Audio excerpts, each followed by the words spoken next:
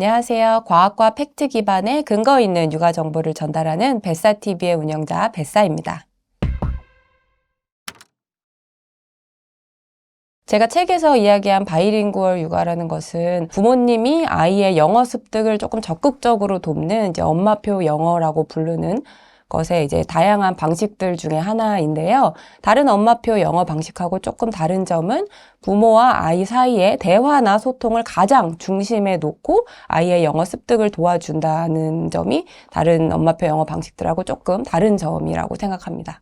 영어를 너무 늦게 시작하면 아이가 영어를 정말 원어민처럼 하기가 어렵게 된다라고 하는 이야기가 되게 많고, 사실 많은 부모님들이 그래서 영어를 굉장히 일찍 시작해야 되지 않나라는 조급증을 느끼시는 분들도 있는데, 제가 이 주제에 대해서 굉장히 많은 구독자분들의 문의를 받고 되게 오랜 기간 동안 리서치를 해서 결정적 시기라고 하는 것이 있는지를 리서치를 했는데요. 결론적으로 말씀드리면 결정적 시기라는 게 있는 것처럼 보였어요. 많은 데이터들이 그런 거를 지지를 하고 있었고, 그런데 그 결정적 시기가 많은 분들이 생각하는 것보다 훨씬 더 늦다라는 사실을 발견할 수 있었습니다.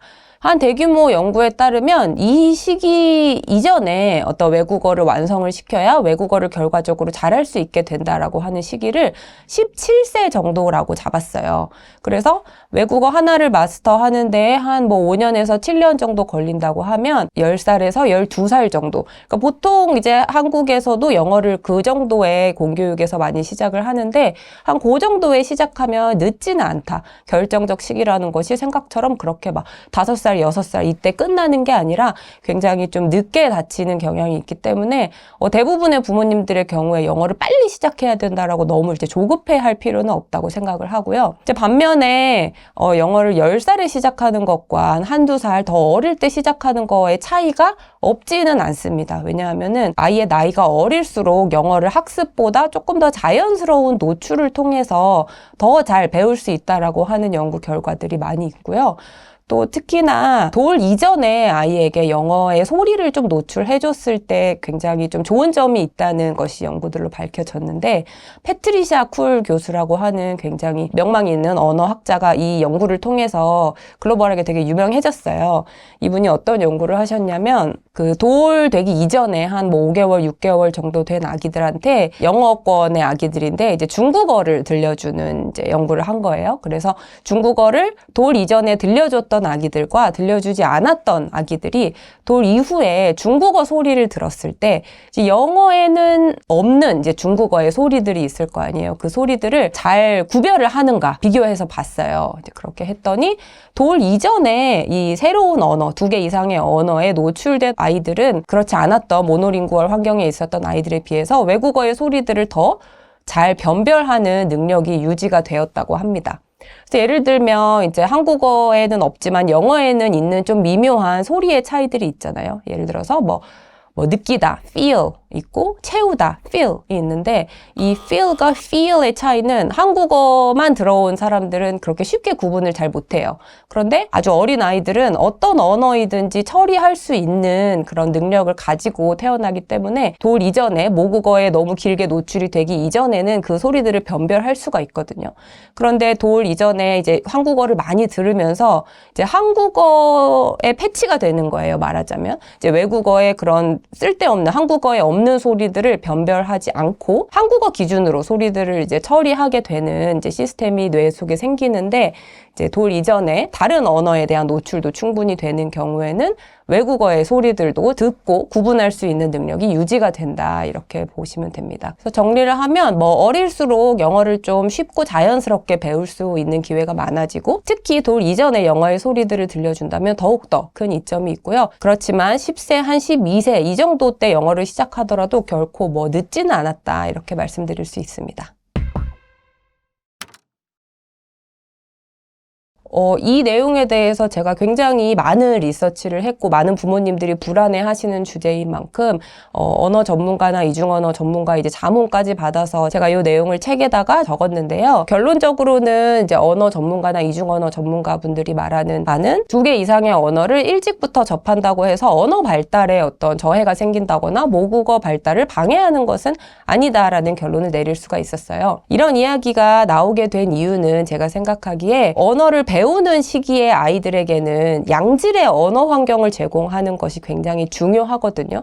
영어냐 한국어냐를 떠나서 어떤 언어이든 간에 굉장히 풍부한 언어 소리들 그리고 언어 자극들에 노출이 되어야 해요. 그런데 뭔가 영어에만 좀 포커스를 갖춘 전략을 가져가게 되다 보면 한국어에서 아이에게 좀 양질의 언어 환경을 만들어 준다는 그런 포커스가 조금 약해질 수가 있기 때문에 예를 들어서 나는 아이한테 영어를 가르치는 게 너무 중요하기 때문에 내가 영어를 잘 못하지만 뭐 하루 종일 아이한테 영어로 말을 하려고 하다가 좀 풍부한 한국어 자극을 주지 못하게 되는 경우라던가 아니면 영어를 가르쳐야 되기 때문에 한국어 책을 거의 읽어주지 않고 이제 영어 책만 읽어주는 경우라던가 이렇게 조금 포커스가 너무 영어에 집중되는 경우에 영어에 집중하는 만큼 한국어에 대한 집중도가 조금 떨어질 수 있는 것도 사실이거든요.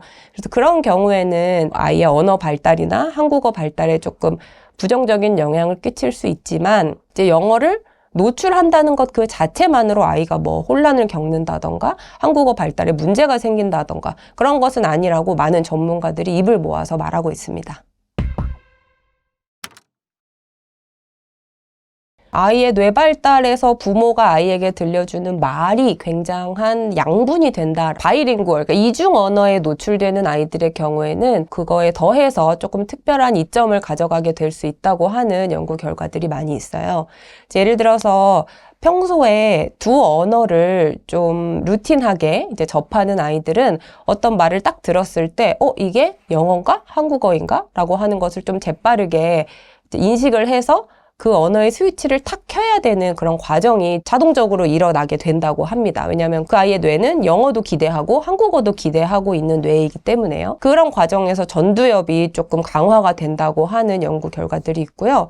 그리고 또 두 번째로는 이 아이가 언어로 소통을 할 때 이 사람은 영어를 이해할 수 있는 사람인가? 이 사람은 나한테 영어 그림책을 읽어줄 수 있는 사람인가? 이렇게 상대방의 언어 실력을 상대방의 입장에서 좀 판단해야 되는 그런 경험들을 일상 속에서 많이 하게 돼요. 예를 들면 할머니한테 영어 그림책을 가져가서 읽어달라고 했을 때 할머니가 나는 영어를 못해 라고 하는 이야기를 이제 하셨을 거 아니에요. 그러면 나는 영어도 할 수 있고 한국어도 할 수 있지만 이 사람은 영어를 못하는구나. 이렇게 상대방의 입장에서 생각할 수 있는 것을 심리학에서 마음 이론이라고 하고 사회성 발달에 굉장히 기초가 되는 이제 역지사지의 능력이라고 많이 밝혀져 왔거든요. 이제 그렇기 때문에 이제 이렇게 여러 언어에 노출된 아이들은 조금 일상 속에서 사회성을 기를 수 있는 기회가 더 많이 있다라고 전문가들이 말을 하고 있어요. 그리고 또 세 번째로는 이 부분은 제가 개인적으로 바이링구얼 육아를 꼭 하고 싶었던 이유이기도 한데요. 언어라는 것이 사람의 사고방식에 영향을 많이 미친다고 해요. 그래서 한국어를 들으면서 자라온 사람의 어떤 사고방식과 영어를 들으면서 자라온 사람의 사고방식이 조금 다를 수가 있는데 이렇게 언어가 사고에 영향을 미치다 보니까 좀 다양한 언어에 어렸을 때부터 노출이 된 이런 바이링구얼이나 멀티링구얼의 가정의 아이들이 조금 더 유연하게 생각을 할 수 있다던가 어떤 하나의 틀에 얽매이지 않는 창의적인 사고를 한다거나 이런 식으로 뇌가 사고하는 방식도 달라질 수 있다고 하는 그런 걸 시사하는 연구 결과들도 꽤 있거든요. 이제 그런 점에서 바이링구얼 환경에 처한 아이들은 굉장히 뇌발달 상에서 그리고 사고하는 방식 상에서도 한 언어에만 어릴 때부터 지속적으로 노출된 아이들과 조금 다른 좀 특별함을 갖게 될 수 있다. 이렇게 볼 수 있습니다. 그런데 이런 연구 결과들은 아이들이 영어를 일상 속에서 소통 그리고 진짜 언어로 접했을 때에 나타나는 그런 효과들이기 때문에 다른 영상을 보여준다거나 책을 읽는다거나 하는 그런 엄마표 영어의 방식들보다는 순수하게 영어를 좀 언어로 접했을 때의 효과라고 보여져요. 네, 사실 이 부분이 제가 이 책을 맨 처음에 쓰게 된 가장 큰 이유이기도 한데요. 제가 처음에 이렇게 바이링구얼 육아라는 것을 제가 시작을 했다. 그리고 이런 식으로 저는 하고 있다라는 점을 저희 구독자분들한테 알렸을 때 많은 분들이 영어를 잘하셔서 너무 좋겠다. 저도 해보고 싶은데 저는 영어를 못해서 그렇게 못할 것 같다라는 아쉬움을 되게 많이 표현을 해주셨어요. 근데 이 부분은 저는 영어를 잘 하느냐 아니냐가 사실 생각보다 그렇게 큰 허들이 아니라고 하는 것을 제가 바이링구얼 육아를 하면서 몸소 경험을 했는데요. 일단 질문에 답하면 영알못 부모들도 바이링구얼 육아를 할 수 있다고 생각하고요. 보통 부모님들이 여기에 허들을 느끼시는 이유는 바이링구얼이라는 그 개념에 대해서 조금 환상을 가지고 계신 분들이 많아서 그런 것 같아요. 왜냐하면 한국에서는 이중언어 구사자라고 하면 굉장히 발음이 좋고 영어를 자유자재로 아무런 제약 없이 사용할 수 있고 영어와 한국어 모두 이제 그런 뭐 교포라던가 국제결혼 가정의 이제 자녀라던가 이제 그런 경우를 보통 상정을 하기 때문에 저거는 내가 할 수 없는 거라고 하는 벽을 많이 느끼시는데요. 이 바이링구얼이라는 개념이 옛날에는 정의를 할 때 학자들도 유창하다, 뭐 자유자재로 이런 단어들을 많이 넣어서 정의를 했었어요. 그런데 이후에 좀 최근에는 유창함이라고 하는 기준이 많이 폐기가 되고 있어요. 바이링구얼의 개념에서. 뭐 학자마다 다 다르지만 넓은 범위에서 바이링구얼이라는 거는 두 개의 언어를 특정한 맥락에서 특정한 방식으로 이제 사용을 할 수 있다, 소통을 할 수 있다고 하면 그건 바이링구얼이 될 수 있다는 것이거든요.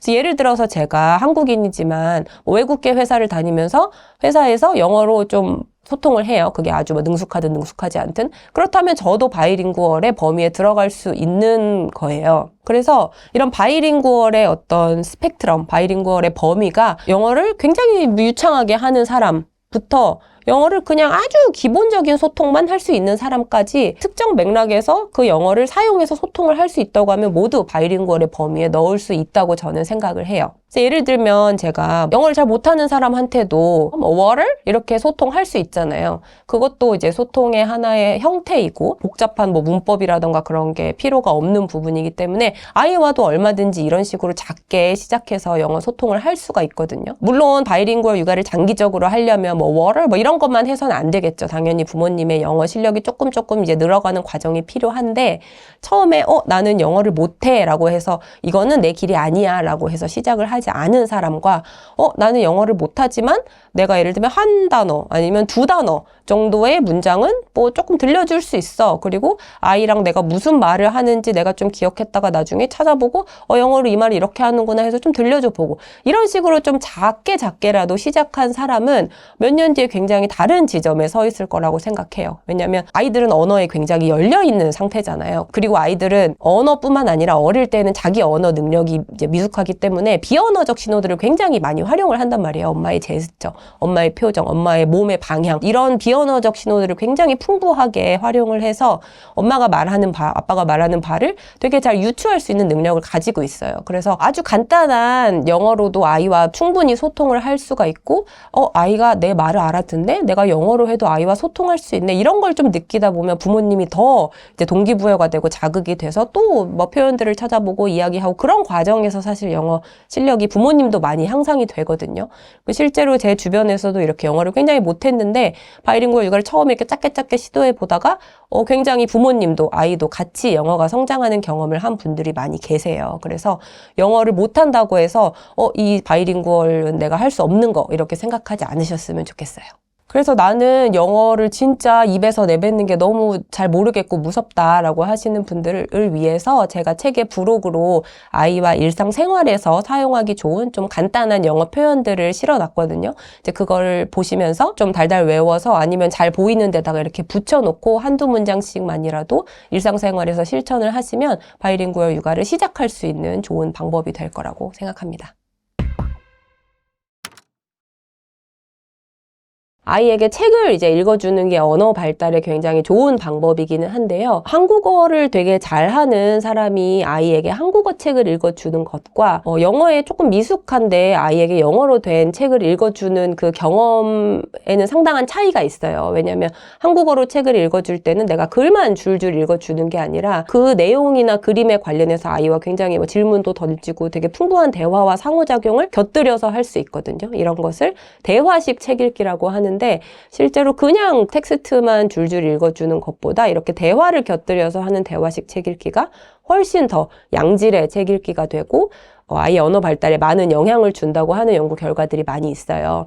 저도 유튜브에서 책 읽기의 한 방법으로 소개를 드렸었는데, 이제 영어 그림책을 읽어줄 때는 이제 그런 게 조금 부족하게 되죠. 아무래도 엄마가 영어로 뭔가 질문을 떠올린다거나 아이에게 뭐 영어로 이거 봐봐 뭐 이런 말도 하기가 조금 어렵게 되기 때문에 영어 그림책을 들려주는 것만으로는 사실 이런 상호작용이 수반되는 정도, 그리고 좀 양질의 인풋이 들어가지 않을 가능성이 높고, 그래서 저는 아이와 그림책을 읽거나 혹은 뭐 영상을 활용을 하시더라도 굉장히 중요한 게 영어로 좀 소통을 곁들여서 우리가 책의 텍스트를 아이에게 읽어준다 그대로, 그런 거는 사실 뭐 세이펜이라던가 뭐 기계도 다 할 수 있는 부분이잖아요. 근데 그런 것보다는 좀 아이와 이 책을 도구로 간단하게라도 소통을 한다, 대화를 한다, 이런 거를 항상 염두에 두시고 읽어주고, 뭐 영상을 볼 때도 함께 보면서 같이 좀 상호작용을 해주시는 게 좋다고 생각을 하고요. 또 영어 그림책이나 영어 영상을 이제 활용할 때 주의해야 할 것이, 어쨌든 아이의 하루는 유한하다라고 하는 생각을 항상 하셨으면 좋겠어요. 왜냐면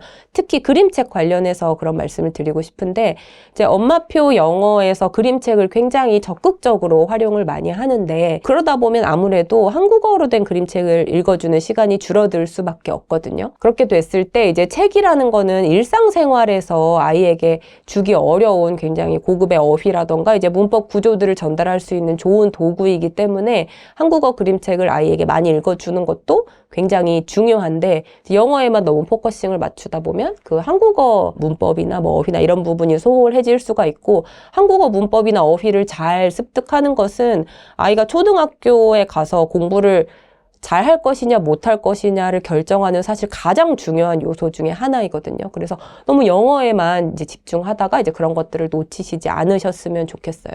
이제 그런 점에서 저는 아이와 일상적인 소통을 영어로 하면서 어떤 뭐 책 읽기라던가 이런 조금 더 고급의 어떤 언어가 필요한 부분은 한국어에 조금 더 집중하는 게 맞지 않나, 그렇게 생각합니다. 예를 들면 뭐 뽀로로가 등장하는 책을 읽고 있다고 하면 뭐 뽀로로가 뭐 케이크를 먹었어요, 예를 들면 이런 텍스트가 있잖아요. 이걸 읽고 그냥 넘어가기보다는 케이크를 먹었네? 오늘 뽀로로 생일인가? 왜 케이크를 먹고 있을까? 우리 누구도 어제 엄마랑 같이 케이크 먹었는데, 이런 식으로 책에 등장하는 어떤 등장인물이라던가 발생하는 상황이라던가 어떤 그림에 대해서 이제 다양한 풍부한 대화를 주고받을 수 있습니다. 사실 한국 사람들이 영어를 꽤 잘하는 편이지만 영어로 말을 못하잖아요. 그러한 우리 세대의 어떤 영어 교육의 단점, 폐해를 우리 다음 세대에 물려주지 않는 것이 가장 중요하다 생각하는데요. 이제 그런 점에서 제가 생각하기에 하면 안 되는 거, 영어를 OX의 영역으로 가져가는 게 가장 좋지 않은 방향성이라고 생각을 해요. 그리고 그것을 위해서는 영어는 언어라고 하는 점을 부모님도 먼저 인지를 해야 된다고 생각을 합니다. 우리가 영어를 말로 할 수 없는 이유가 내 말이 틀렸으면 어떡하지? 이런 걱정 때문이거든요. 왜냐하면 우리가 학교 다닐 때 문법에 정확히 맞지 않으면, 아니면 뭐 스펠링이 틀렸으면, 단어를 좀 잘못 썼으면 거기다가는 X가 그어지잖아요. 우리는 틀리다는 피드백을 항상 받고 자랐잖아요. 그렇기 때문에 영어가 나올 때 틀릴까봐 걱정이 되는 거예요. 나의 그 X, 빨간 X의 경험, 그런 것들이 기억에 자리 잡기 때문에요. 그래서 제가 영어를 언어로 접근하는 게 중요하다고 이야기한 거는, 언어라는 거는 굉장히 오류로 가득 차 있어요. 언어는 절대로 이 미드에서 우리가 보는 것처럼, 아니면 아나운서들이 말하는 것처럼 완벽한 것이 언어가 아니에요. 우리 일상 속에서 모국어를 사용할 때에도 사람들은 굉장히 많은 오류를 범하고요. 왜냐면 소통을 위해서 뭐 그게 허용이 될 때도 있고, 어쨌든 소통이 가능하다고 하면 약간의 오류는 허용되어야 하는 것이 사실 언어이거든요. 언어는 굉장히 실용적인 것이고, 특히나 어린아이들이 처음 말하기 시작할 때 완벽하게 말하는 사람은 아무도 없잖아요. 틀린 말을 굉장히 많이 하고 발음도 잘못되고 다 잘못된 걸로 말을 시작을 해요.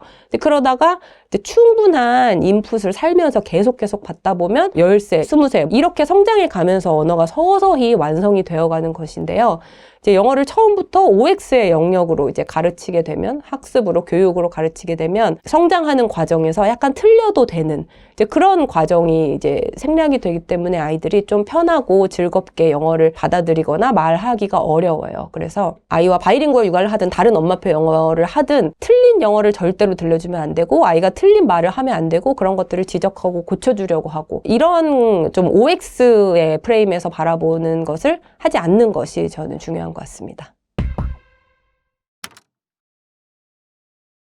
네, 제가 아마 10개 정도 영상을 추천했던 것 같은데 여기 한 3개 정도만 소개를 드리면 일단 어린아이들을 위한 영상은 저희가 보통 이제 어른들이 보는 영상하고 좀 몇 가지 점에서 달라야 하는데요. 일단 대체로 부모님이 보기에 되게 느리다, 되게 잔잔하다, 되게 화면 전환이 적다 라고 생각되는 그런 영상들이 조금 적합한 영상들이에요. 왜냐면 보통 우리가 드라마 같은 것을 보면 영상을 컷 편집을 하잖아요. 그래서 이 사람을 보고 있다가 갑자기 이 사람 얼굴이 나오고 이렇게 좀 화면이 급격하고 빠르게 바뀌는, 왜냐면 사람들이 그 영상에 더욱 집중하게 하기 때문에 그런 식으로 편집을 많이 하는데 어린아이들이 그런 방식의 영상에 노출되었을 때 조금 인지적으로 좀 과부하가 일어난다거나 그렇게 발달에 유익하지 않다라고 하는 이제 연구 결과들이 꽤 있어요. 그래서 되게 화면 전환이 적고 좀 잔잔한 거, 그리고 여기에 덧붙이자면 화면 속에 등장하는 어떤 캐릭터가 직접적으로 이제 상호작용을 유도하는 것 같은 그런 영상들이 있어요. 이제 그런 것들을 선택을 하시면 좋은데, 제가 저희 아이의 첫 영어 영상으로 선택했던 이제 해리 더 버니라고 하는 굉장히 교육적인 영상이 있어요.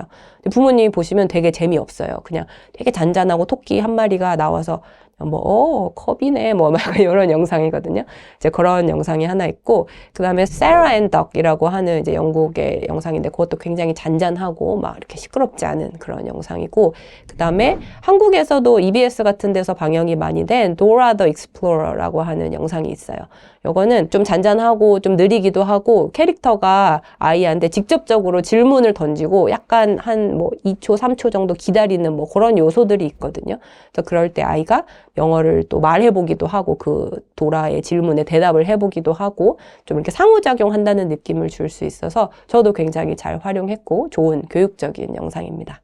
어린아이들이 이제 영상을 보는 것 자체가 발달에 유익하다고는 할 수 없어요. 그게 어떤 영어 습득을 위해서이든 다른 것들을 위해서이든 영상을 보는 행위 자체는 아이가 그 시간에 할 수 있는 다른 활동들에 비해서 베네핏이 없기 때문에 좋지 않다라고 많은 사람들이 이야기를 해요. 많이들 알고 계시는 것처럼 미국 소아과학회에서 지침이 있잖아요. 2돌 이전에는 영상을 보여주지 말고 2돌 이후에는 영상을 보여주더라도 시간을 제한해서 보여주고 이런 지침들이 있는데, 기본적으로 이 시기에 아이들이 언어 발달을 비롯해서 굉장히 폭발적으로 성장하는 시기인데, 영상을 시청하는 것이 다른 사람들과 대면에서 상호작용을 한다거나 아니면 내가 신체를 이용해서 탐색을 한다거나 이런 발달에 굉장히 유익한, 아니면 놀이를 한다거나 이런 발달에 유익한 활동들에 비해서 베네핏이 없기 때문에 이거를 하지 말라고 하는 것이거든요. 왜냐면 그 시간이 늘어나면 늘어날수록 내가 발달에 유익한 활동을 할 시간이 줄어들기 때문에 발달에 긍정적이지 않아요. 그런데 그렇다고 해서 영상을 아이한테, 예를 들면 엄마가 육아를 하면서 내가 화장실에 가야 된다, 내가 설거지를 잠깐 해야 된다,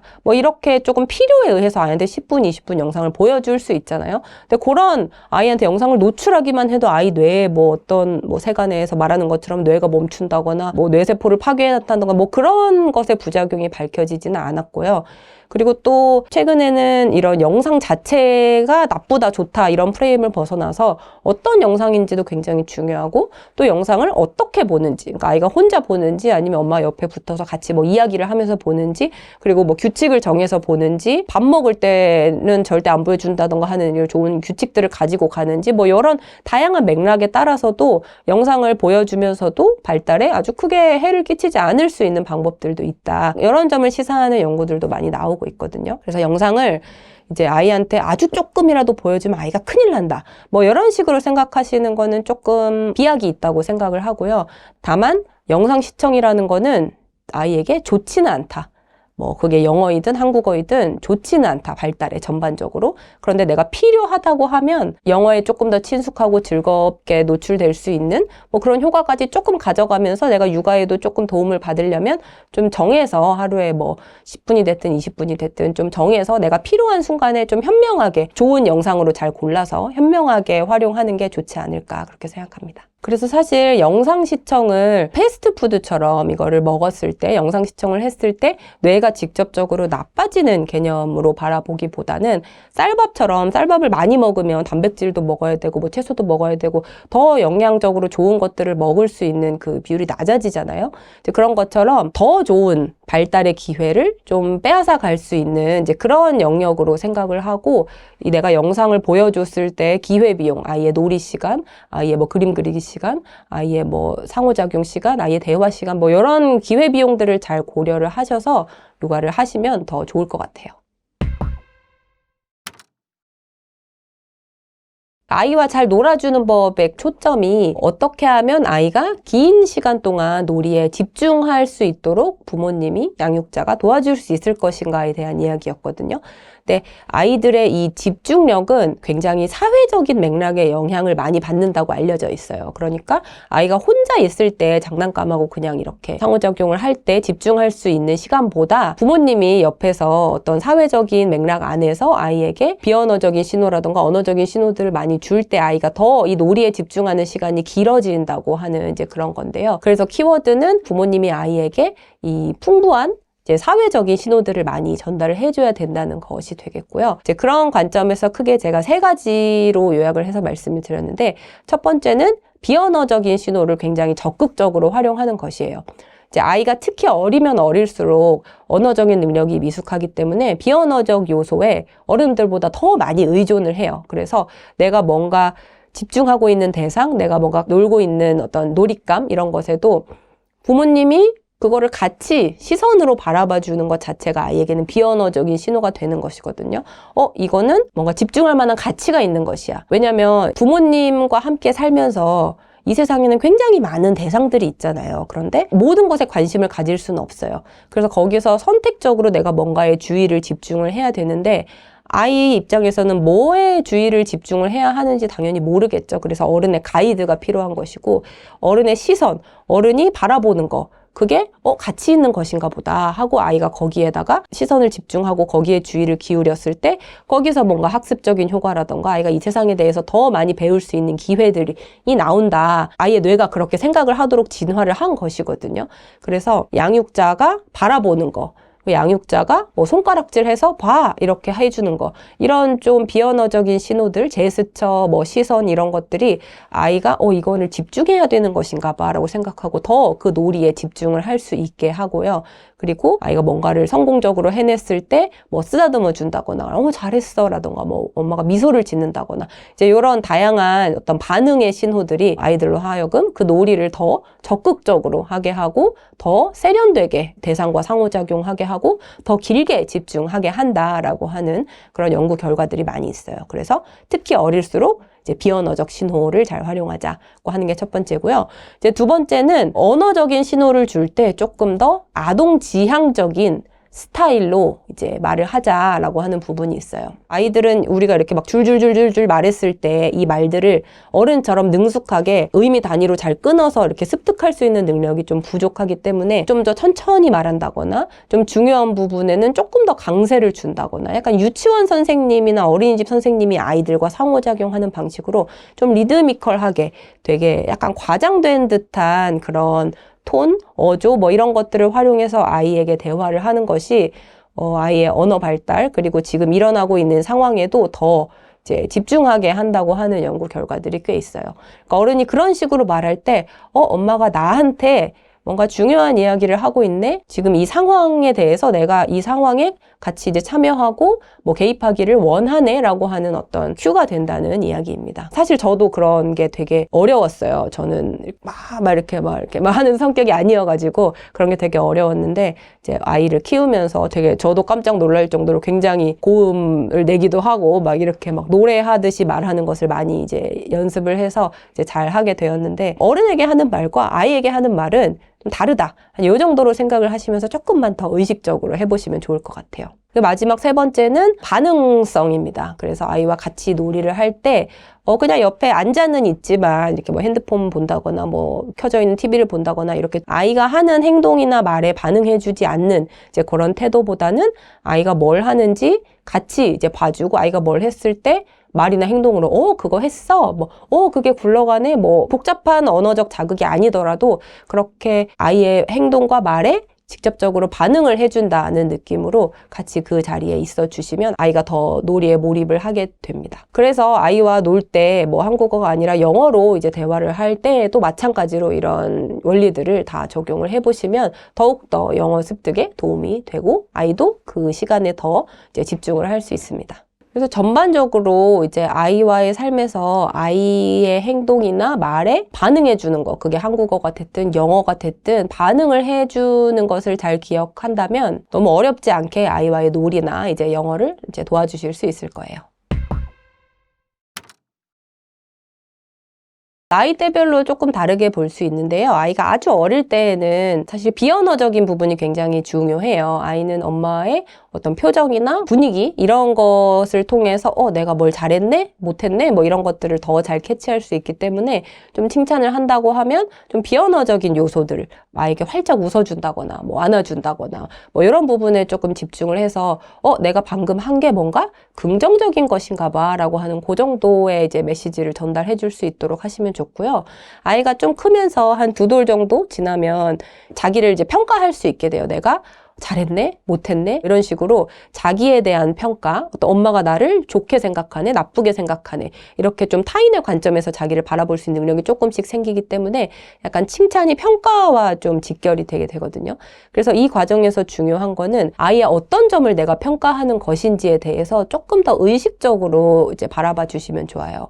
그래서 칭찬 관련된 연구 중에서 가장 이제 많이 언급되는 것이 캐롤 드웨 교수의 연구 결과들인데요. 거기서는 이제 부모나 교사가 아이들에게 칭찬을 할 때 결과물에 대해서 칭찬하는 거, 잘 그렸네? 너 시험 잘 봤네? 똑똑하네? 이런 어떤 고정된 것처럼 보이는 능력치나 결과물에 대해서 칭찬을 자꾸 하다 보면 아이들이 고정 마인드셋이라는 것을 가지게 된다는 사실을 밝혔어요. 고정 마인드셋이라는 건 뭐냐 하면 사람의 능력치는 이제 변하지 않는다고 하는 믿음이거든요. 그래서 내가 예를 들면 너 똑똑하네 라고 하는 칭찬을 많이 들었어요. 그런 칭찬을 많이 들은 아이들은 살면서 어느 순간에는 내가 똑똑하지 않다라고 느껴지는 순간이 올 거잖아요. 특히 사회적인 이제 비교가 되는 상황에 놓이다 보면 그럴 때 굉장히 좌절을 하게 되고 나는 똑똑해야 되는데 똑똑하지 않아. 이렇게 좌절을 하게 되고 그거는 고정된 거라고 이미 믿음이 깔려있기 때문에 더 내가 노력을 해서 쟤보다 더 잘하게 된다거나 쟤처럼 잘하게 될 거라는 그런 생각을 잘 못하게 되는 거예요. 그래서 또 좀 똑똑하다는 말을 듣기 위해서 어려운 과제보다는 쉬운 과제를 이제 선택하게 되는 경향이 있고 그러다 보면 점점 더 성장이 잘 일어나지 않게 되겠죠. 반면에 부모나 교사가 아이에게 과정 중심의 칭찬 그리고 성장을 칭찬하는 말 이런 것들을 많이 해줬을 때 아이는 성장 마인드셋이라는 것이 갖춰질 수 있다라고 얘기를 해요. 성장 마인드셋은 사람의 능력치는 노력을 통해서 꾸준히 발전할 수 있다, 성장할 수 있다라고 하는 그런 기반 믿음이에요. 그래서 너 똑똑해가 아니라 이 수학 문제를 너가 이런 과정을 거쳐서 풀었구나 라고 하는 거 아니면 여기 그림 색칠을 여기가 안 삐져나오게 되게 열심히 칠했구나 아니면 이 그림을 너가 이런 점에 주목을 해서 표현을 했구나 이런 식으로 아이가 그 결과물을 내기까지의 과정에 조금 주목해 주는 거 그리고 너 어제는 이거 잘 못했는데 오늘 굉장히 잘하게 됐구나. 너 작년에는 이것밖에 못했는데 올해는 이렇게 잘하게 됐네. 아이들은 이렇게 긴 호흡 속에서 자기의 성장을 보는 좀 능력이 좀 부족하거든요. 그래서 그런 성장에 초점을 맞춰주면 아이들은 성장 마인드셋을 갖출 수 있게 되고 이런 칭찬의 부작용 없이 더 아이들을 긍정적으로 동기부여를 하면서도 성장 마인드셋을 길러줄 수 있어요. 그래서 아이와 영어 관련돼서 이렇게 여러 가지 활동을 하더라도 너 그거 알고 있구나. 대단해. 이거는 조금 고정 마인드셋으로 이어질 수 있는 거겠죠. 너 영어 되게 잘한다. 영어 시험을 100점을 맞았다. 이런 것보다는 이 영어 노래 되게 많이 연습해야 외울 수 있는 건데 이거 끝까지 다 외웠어? 너 혼자? 진짜 멋져. 뭐 이런 식으로 좀 과정, 노력, 그리고 어떤 그 성장. 예전에는 뭐 이렇게 했는데 지금은 갈수록 더 잘하게 됐구나. 이런 말도 할 수 있게 됐구나. 이런 점들에 좀 포커스를 맞춰서 칭찬을 해주시면 아이의 영어 습득도 도와주면서 또 성장 마인드셋을 기를 수 있는 기회로도 활용하실 수 있어요.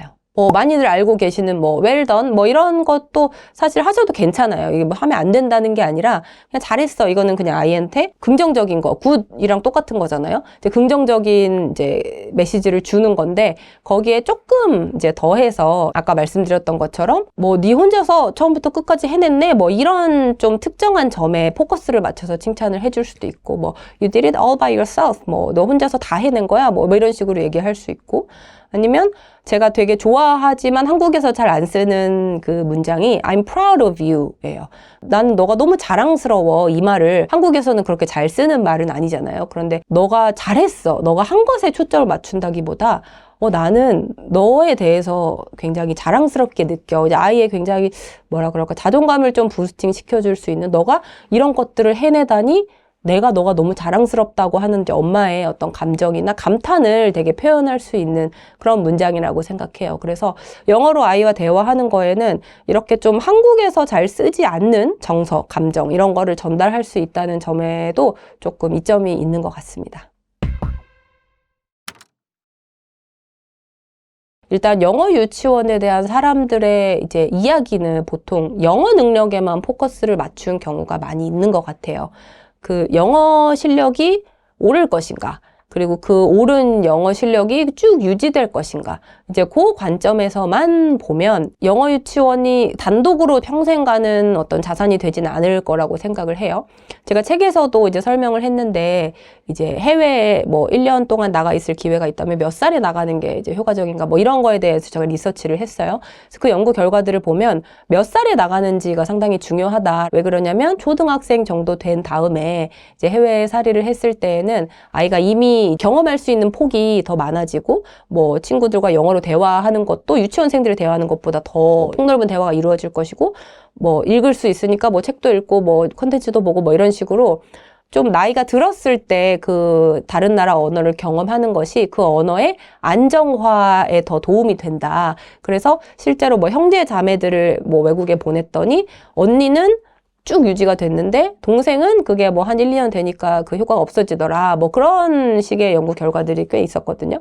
그래서 그런 점에서 유치원생일 때는 그런 식으로 영어 유치원 같이 몰입 교육을 하더라도 그 안정화가 충분히 되지 않을 가능성이 높고, 그래서 영어 유치원을 졸업한 뒤에도 좀 충분히 영어로 이제 일상에서 사용을 한다거나 이런 식의 경험이 뒤따르지 않으면 좀 줄어들 수 있다고는 생각을 합니다. 근데 한편 저는 영어 관점에서 보는 것보다도 더 중요한 게 아이의 정서 발달 그리고 언어 발달이라고 생각해요. 왜냐하면 유치원생 시기 아이들이 기관에서 사실 굉장히 많은 시간을 보내게 되잖아요. 아이의 삶에서 어쩌면 50% 이상 되게 많은 부분을 차지하는 것이 영어 유치원, 기관 생활인데 그 기관 생활을 통해서 아이가 굉장히 많은 것들을 얻게 돼요. 그런데 그거를 영어 관점에서만 바라보게 된다면 좀 다른 것들을 너무 놓칠 수 있게 되어서 좋지 않다고 생각을 하고, 일단 정서적인 측면에서는 영어 유치원에서 아이들이 영어로 만약에 말을 해야 된다, 한국어로 말하면 안 된다고 하는 어떤 규칙이 있다. 그렇게 됐을 경우에 아이들이 영어에 대해서 오히려 불안감을 좀 키울 수 있고, 그럼 말을 못하는 거잖아요. 아예 소통이 금지되는 거잖아요. 나는 한국어로만 말할 수 있는데 여기서는 영어로 말해야만 해 라고 했을 때 아이의 어떤 소통 욕구나 이런 좀 전반적인 정서 측면에서 좋지 않다. 그리고 또 이제 아이들의 한국어 수준에는 사실 큰 차이가 없지만 영어 실력에서는 큰 차이가 날 수 있잖아요. 아주 어릴 때부터 영어 노출을 꾸준히 시켜온 아이가 있을 것이고, 영어 유치원에 가면서 좀 처음 영어를 해본 아이들도 있을 것인데, 그 환경에서 굉장히 좀 영어에 대한 효능감이 오히려 떨어질 수도 있다는 생각이 들어요. 쟤는 영어를 잘해서 선생님하고 대화도 하는데 나는 영어를 못해. 이제 그렇게 했을 때 일반 유치원에서 아이들이 비교를 통해서 이제 경험하는 것보다 조금 더 좌절감을 많이 겪을 수 있지 않을까. 정서적 측면에서는 그런 점들을 좀 체크해야 된다고 생각을 하고요. 이제 두 번째로 제가 중요하게 생각하는 건 언어 발달인데, 사실 언어 발달에 대해서 부모님들이 한 만 3세 정도까지 되게 신경을 써요. 근데 애들이 엄마랑 소통이 잘 되고 그러기 시작하면 뭔가 이제 끝났다라고 좀 생각을 하게 되는 경향이 있는데, 사실 유치원생 때도 아이들의 언어가 정말 많이 성장하고 더 어떤 정서적으로 미묘한 표현이라던가 고급 어휘들을 구사할 수 있게 되거든요. 그래서 유치원생 시기에도 사실 언어 발달 측면에서 굉장히 중요한 시기라고 말할 수 있는데, 근데 영어로 그런 고급의 소통이 일어나는 환경에 처한다면 저는 괜찮다고 생각해요. 왜냐면 언어 발달은 이렇게 언어별로 일어나는 게 아니거든요. 한국어 언어 발달, 영어 언어 발달이 따로가 아니라 언어 발달이라고 하는 공통의 어떤 언어 지능이 발달하는 게 있고, 그 위에 뭐 한국어 어휘, 영어 어휘 이렇게 되는 건데, 이 공통의 언어 지능이 잘 발달하기 위해서는 어쨌든 양질의 언어를 많이 들어야 돼요. 그런데 영어 유치원에 가게 되면 거기에 있는 아이들의 영어 수준은 그 아이들의 한국어 수준보다 낮잖아요. 그리고 어른들은 아이의 언어 수준에 어느 정도 맞춰서 말을 해줄 수밖에 없어요. 그리고 아이들 간의 대화도 서로의 언어 능력에 맞춰서 일어나기 때문에 전반적으로 영어 유치원에서 일어나는 대화에 영어든 한국어든 관계없이 그 언어의 양과 질이 한국의 일반 유치원에서 이제 발생하는 언어의 양과 질에 비해서 저는 좀 떨어질 거라는 생각을 해요. 그래서 아이가 만약에 미국에 이민 가서 미국 유치원에 간다. 그러면은 사실 상관이 없는데, 한국 아이들이 모여 있는 이제 영어 유치원에서 생활을 한다고 한다면 좀 그런 언어 발달 측면에서의 약간 좀 불리함이 있지 않을까라는 생각이 듭니다. 아이가 영어 유치원에서의 생활이 좀 스트레스인 것 같다. 이제 그렇게 이제 생각이 드셨을 때는 이제 집에서 조금 더 아이와 좀 밀도 높은 상호작용을 하려고 노력을 한다거나, 아니면 아이가 영어 유치원에서 뭐 충분하게 소통을 잘 못한다. 그러면 집에서 부모님과 한국어로 또 원활하게 소통을 할 수 있는 그런 뭐 방향을 만들어 주시는 것도 중요할 것 같고, 이제 일반적으로 기관에 다닌다는 거는 특히 아이가 어리면 어릴수록 스트레스를 많이 받는 환경일 수밖에 없어요. 이제 그렇다 보니까 아이를 기관에 보낼 때 일반 유치원이든 영어 유치원이든 뭐 내가 뭐 워킹맘이어서 아이를 유치원에 오래 보내야 된다거나 뭐 이제 다양한 상황들이 있을 거잖아요. 이제 그럴 때는 이 기관 생활이라는 게 아이에게 힘들 수 있구나, 스트레스 받는 일일 수 있구나. 어른들도 왜 하루에 뭐 8시간씩 회사에서 일하고 막 하다 보면 굉장히 스트레스를 많이 받을 수 있잖아요. 그런 것처럼 아이는 그냥 유치원에서 놀다 오는 것 같은데 뭐 스트레스를 안 받을 것 같아 라고 생각을 하실 수도 있지만, 실제로 그런 사회적인 상황들 나한테 다 무조건 맞춰주는 부모님이 아니라 굉장히 나한테 맞춰주지 않고 막 갈등도 일어날 수 있고 막 예측 못한 상황도 일어나고 이런 되게 많은 스트레스 요인이 있는 것이 사실 기관 생활이에요. 놀이 중심이라고 할지라도. 그래서 기관에 보낼 때 아이가 스트레스를 받을 수 있다라는 점을 염두에 두고 이제 집에 하원 후에는 아이와 더 놀이하는 시간 많이 가진다거나 스킨십을 좀 많이 한다거나 이런 유대감을 쌓는 그런 시간들을 많이 가지시면 더욱 좋을 것 같아요.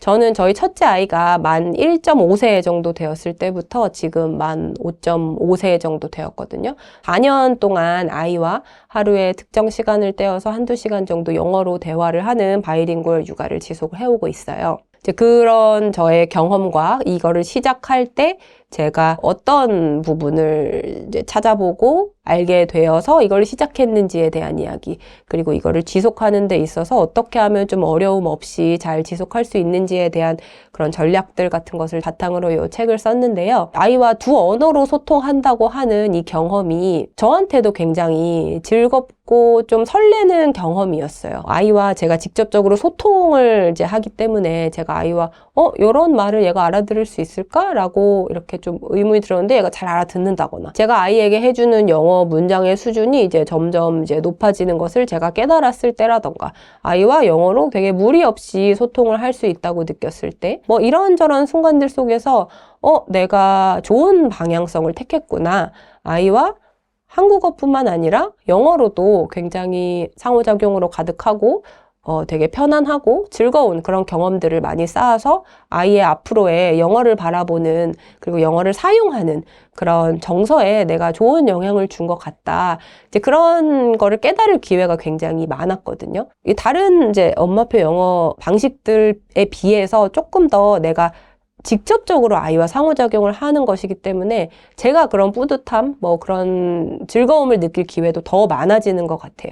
그래서 엄마표 영어를 할 때 뭔가 아이의 이제 영어 실력을 막 높여야 되고 책을 읽어주더라도 뭐 AR 지수, 원서의 그 수준 난이도를 뭐 2로 높이고 3으로 높이고 뭐 그런데 이렇게 막 끌려가는 것보다 저한테는 그런 방식이 더 이제 편하고 효과적이고 또 즐거운 방식이었다는 생각이 들어요. 그래서 이런 것들을 다른 분들도 한번 경험해 보셨으면 좋겠다라는 생각에 이 책을 썼습니다. 그래서 아이의 영어 경험을 좀 긍정적이고 즐겁고 좀 편안하게 만들어주고 싶은 부모님들의 많은 관심 부탁드립니다.